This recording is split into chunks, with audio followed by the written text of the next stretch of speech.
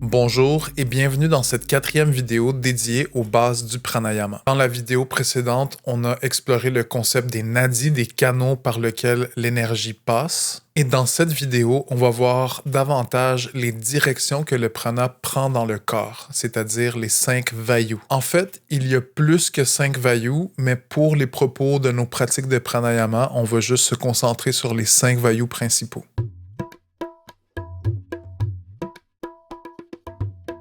Le mot vayu est associé à l'élément du vent. Chaque vayu est associé à différentes fonctions vitales, à différents mouvements du prana. Puis, si un vayu est déséquilibré, ça peut avoir des conséquences au niveau physique, mais aussi au niveau psychologique, émotionnel, énergétique. Chaque vayu représente aussi une forme d'intelligence énergétique à l'intérieur de nous.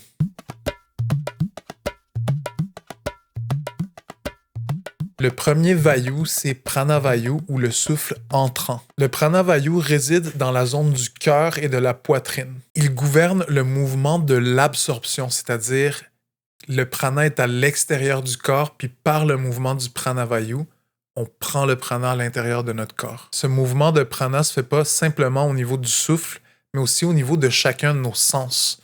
Donc quand on voit quelque chose qui nous inspire, on peut absorber du prana, et cette absorption se fait par le mouvement de pranavayu. Quand pranavayu est déséquilibré, on peut peut-être sentir qu'on reçoit trop d'informations, donc on a besoin de se fermer, de faire la méditation, de pratiquer la fermeture de nos sens. En deuxième temps, on a apanavayu ou le souffle descendant. Apanavayu réside dans la région du bassin et du bas-ventre. C'est l'énergie d'élimination, mais aussi d'ancrage et de stabilisation. Sa direction est vers le bas, puis il gouverne l'excrétion, la menstruation et l'accouchement. Avec un petit peu plus de profondeur, Apanavayu gouverne aussi le lâcher-prise, savoir laisser aller les choses qui ne fonctionnent pas, qui ne marchent plus, qui ne sont plus fluides dans notre vie. Apanavayu peut se déséquilibrer de deux façons. Soit avoir trop d'énergie, ce qui va mener à la lourdeur, à la dépression, à la léthargie.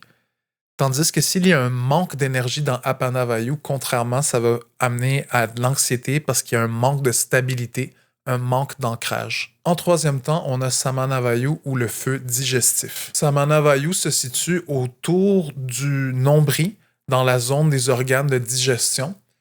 Puis, il agit aussi comme centre de gravité entre tous les autres ventres, avec un mouvement concentrique, c'est-à-dire de l'extérieur vers l'intérieur. Il stabilise le mouvement de tous les autres vayus. Il gouverne non seulement la digestion physique, mais la digestion mentale. Donc tout à l'heure, je disais que pranavayu absorbe par les sens, mais on ne fait pas juste absorber l'information, on a besoin de la digérer. Donc c'est là où se manifeste le pouvoir de Samanavayu dans la digestion de ces informations. Quand Samana est équilibré, notre mental est clair, focus, puis on se sent prêt à l'action. Si Samana est déséquilibré, on va soit faire beaucoup de choses, mais sans direction, donc on va avoir une perte d'énergie et de nos ressources en bougeant dans toutes les directions, mais dans aucune direction vraiment. Puis l'autre option d'un Samana déséquilibré, c'est la perte de volonté, puis on fait plus rien, puis on tombe dans la léthargie, un peu comme quand Apana est excessif. Le quatrième vent, c'est Udana Vayu ou le souffle ascendant qui se trouve au niveau de la gorge. Contrairement à Apana qui descend, Udana monte et justement nous inspire, pousse à faire des choses, à agir dans le monde, pousse à nous exprimer, à assumer notre individualité dans cette terre. Udana nous pousse à poursuivre notre potentiel maximal, à aiguiser notre conscience, à pousser nos capacités dans tous les sens. Quand Udana est excessif, on peut peut-être vouloir faire trop de choses et jamais les compléter. Quand Udana Vayu est fluide, on a de l'ambition, on veut faire des choses, on veut atteindre notre potentiel. Et finalement, le cinquième vent, Vyana Vayu.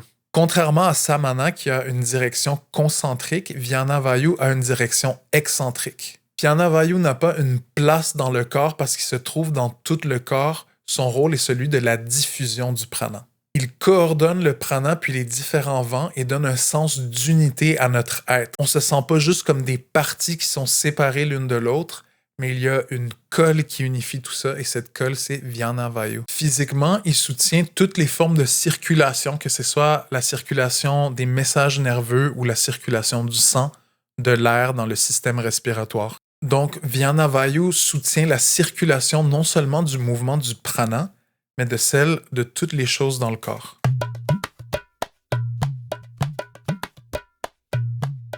Maintenant qu'on comprend davantage les 5 Vayus, on doit se poser la question pourquoi vouloir les intégrer dans nos connaissances de pratique du pranayama.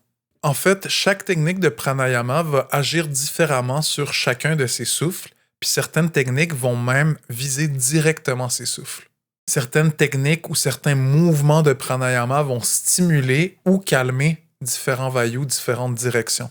Le plus on apprend à ressentir les mouvements du prana, de l'énergie vitale dans notre corps, le plus on connaît des techniques de pranayama, des mouvements de pranayama, le plus on va être capable d'intuitivement comprendre c'est quoi qu'on a besoin pour trouver un équilibre à l'intérieur de nous.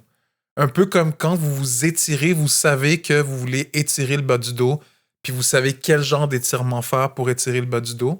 Ben, c'est la même chose. Le plus qu'on connaît notre énergie intérieure, notre énergie vitale, le plus qu'on connaît des techniques pour la traiter, le plus qu'on va être en mesure justement de l'équilibrer, de l'harmoniser. Quand on travaille avec notre prana, on s'aperçoit que notre prana est en lien et collé et lié avec le prana extérieur, avec le prana de la nature. Donc, la compréhension, la pratique des vayus, des directions, nous aide aussi à créer un lien énergétique avec le monde.